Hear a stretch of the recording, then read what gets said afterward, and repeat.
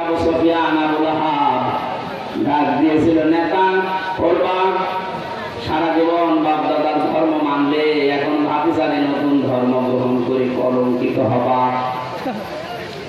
তোমাকে মানুষ কাপুরুষ বলবে, ভীরু বলবে, তোমাকে লজ্জা দেবে, তোমার নামে বদনাম বের হবে।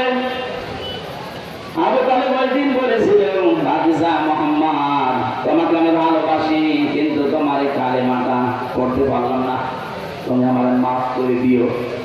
মাফ করার মালিক কি নবীজি? বলেন বলেন। নবীজি মন খারাপ করেছিলেন, এজন্য আল্লাহ সূরা আহজাবের সূরা কাসাসের 56 নম্বর আয়াত তার জন্য নাযিল করে বলেছিলেন, কেন আপনি মন খারাপ করেন? হেদায়েত আপনার হাতে নিজে দিয়ে দেবেন, এটা আমি আল্লাহ নিজের হাতে রেখেছি। আমি ভালো জানি যে কারে যাওয়া যায়। এই লোকটা তো মন নেই, আপনাকে ভালোবাসে, ঠিক আছে।